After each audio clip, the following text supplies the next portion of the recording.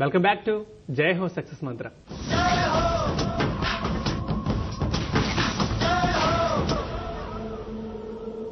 Next morning sir, నా పేరు గిరి sir. ఇప్పుడు లీడర్షిప్ కి ఉండాల్సిన క్వాలిటీస్ లో ఫ్లెక్సిబిలిటీ అనేది ఒకటి ఇంపార్టెంట్. అసలు ఫ్లెక్సిబిలిటీ అంటే ఎంత, అది ఎంతవరకు ఉండాలి లీడర్షిప్ క్వాలిటీకి? Very good point. ఫ్లెక్సిబిలిటీ విషయానికి వస్తే రెండు విషయాలండి. ఇక్కడ చాలా మంది ఏమనుకుంటారంటే ఐఆమ్ స్ట్రిక్ట్ అంటారు. స్ట్రిక్ట్ ఉండాలి కానీ స్టిఫ్ గా ఉండదు. అయితే స్టిఫ్ గా ఉండి స్ట్రిక్ట్ అనుకుంటారు. అయితే leader should always be flexible. ఆ ఫ్లెక్సిబిలిటీ ఎందుకు? తన కోసం, తన వాళ్ల కోసం, తన లక్ష్యం కోసం. ఫలానా టైంకు నేను అక్కడ చేరుకోవాలి. కొన్ని సందర్భాల్లో తనొక్కడే వెళ్ళట్లా, తన సహచరులతో పాటు పరిగెడుతున్నాడు. And leader should always do one more thing. తన సహచరులు లక్ష్యం చేరుకునే ప్రాసెస్ లో ఎక్కడైనా పడిపోతే వాళ్ళని మోసుకుని లక్ష్యం దాకా పరిగెడతాడు. That is leader. ఆ సమయంలో కొద్ది గొప్ప లేట్ అవ్వచ్చు, కొన్ని సందర్భాల్లో రూట్ మార్చుకోవాల్సి రావచ్చు, కానీ లక్ష్యాన్ని ఎప్పుడు మార్చాడు. కానీ రూట్ మార్చుకోవాల్సి ఉంటే ఖచ్చితంగా మారుస్తాడు. ఓకే, ఒకటి చెప్పండి. నాయకుడు అంటే ఎవరు? ఒక రాజకీయ నాయకుడేనా? ఒక 10 మందిని వెంటేసుకుని ఉద్యమం వైపు వెళ్లే నాయకుడు ఒకడేనా నాయకుడు? ఇంకెవరెవరు ఉన్నారు? ఒక వ్యక్తిని లేదా వ్యక్తుల సమూహాన్ని నిర్దేశిత లక్ష్యం వైపు తీసుకెళ్లేవాడు నాయకుడు. ఆ నాయకుడు అనేవాడు ఇంట్లో అన్న కావచ్చు, తల్లి కావచ్చు, తండ్రి కావచ్చు. Need not be only political leader. Leadership is in all walks of life, every walk of life. And here, when students are there, let me tell one important thing. ఈ లీడర్షిప్ అనేది ప్రతి ఒక్కరూ అలవర్చుకోవాలి. అండ్ ఎస్పెషలీ ప్రొఫెషనల్ గా. Please understand, in your future professional life, leadership quality will take you places. Leader అన్నప్పుడు decision making అనేది చాలా important. వ్యక్తిగత విషయం పక్కన పెడితే కొంతమందికి నాయకుడు అనేవాడు నిర్ణయం తీసుకునేటప్పుడు ఎన్నో రకాలుగా ఆలోచించాల్సి వస్తుంది. అది కొంచెం అటు ఇటు అయితే కెరీర్ కావచ్చు, లైఫ్ కావచ్చు, ప్రస్తుతానికి అతను అప్పుడు లీడ్ చేస్తున్న ఏదైనా కావచ్చు, అది వైఫల్యం, ఫెయిల్యూర్ అయ్యే అవకాశం ఉంది. అలాంటప్పుడు డెసిషన్ మేకింగ్ ఎలాంటి పాత్ర వహిస్తుంది? ఎలా ఉండాలి లీడర్ ఆ విషయంలో? It is the most important aspect of leadership. And there is no decision making, no leadership. ఎంత మంచి నిర్ణయం తీసుకున్నావు అనేది ఎంత ఇంపార్టెంటో, ఎంత త్వరగా తీసుకున్నారు అనేది కూడా అంతే ఇంపార్టెంట్. అండ్ కొన్ని సందర్భాల్లో చాలా మంది చిన్న తప్పు చేస్తుంటారు. తమకు నచ్చినట్టు, తమకు తోచినట్టు, తమకు మంచిగా అనిపించినట్టు చేయడానికి వెళ్తారు. As a leader you are not there to do so, you are there to do just అంటే అక్కడ అవసరమైన విధంగా డిసైడ్ చేయడం, డెసిషన్ తీసుకోవడం. A leader has to decide what is required. Okay. మీకు నచ్చినట్టు, నాకు తోచినట్టు చేయడం కాదు.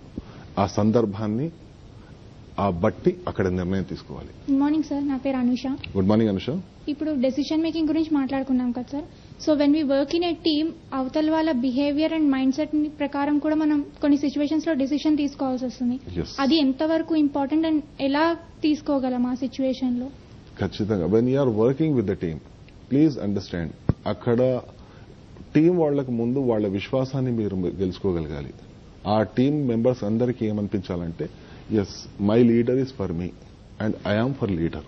అక్కడ టీం బిల్డ్ అయిన తర్వాత, టీం బిల్డ్ అయ్యేదే అప్పుడు మిమ్మల్ని వాళ్ళు, మీ కలీగ్స్ మిమ్మల్ని పరిపూర్ణ స్థాయిలో నమ్మినప్పుడు.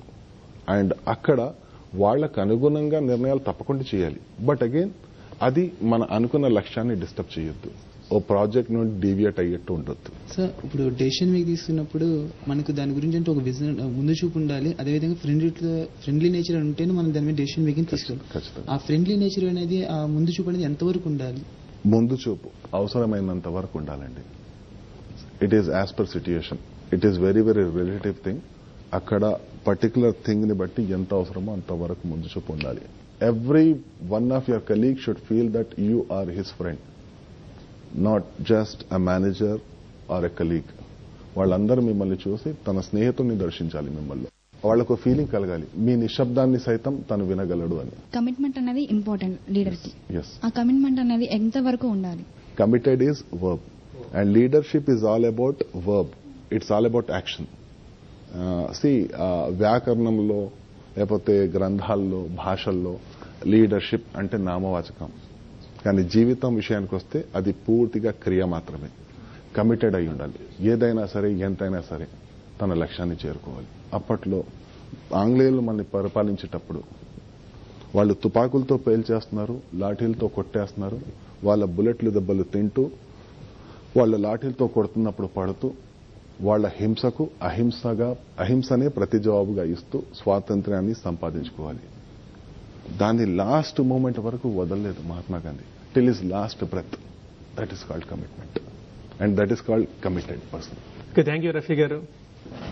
నాయకుడికి ఉండాల్సిన లక్షణాల గురించి చాలా చక్కగా చెప్పినందుకు, అలాగే థ్యాంక్స్ టు స్టూడెంట్స్ కోఆపరేట్ చేసినందుకు. చూసారుగా, ఇది ఇవాల్టి సక్సెస్ మంత్ర. నాయకులు పుడతారు కానీ తయారు కారు అన్న మాటను తప్పంటున్నారు రఫీ గారు. ఎందుకంటే మనం చూస్తున్న చాలా మంది నాయకుల్లో చాలా మంది తయారైన వారే అని అంటున్నారు. అలాగే కరేజ్, విశ్వాసం, ఒక నమ్మకం, ఫ్లెక్సిబిలిటీ ఇవన్నీ ఉంటే నాయకుడు తప్పకుండా అవుతాడని, ఆ నాయకత్వం ఖచ్చితంగా ముందుకెళ్తుందని రఫీ గారు అంటున్నారు. సో ఆ సలహాలు సూచనలు పాటించి మీరు కూడా లీడర్లు కండి, లక్ష్యాలు సాధించండి. ఇది ఇవాల్టి జయ హో సక్సెస్ మంత్ర. తిరిగి రేపు మరో చక్కని టాపిక్ తో మళ్ళీ కలుద్దాం. నమస్కారం.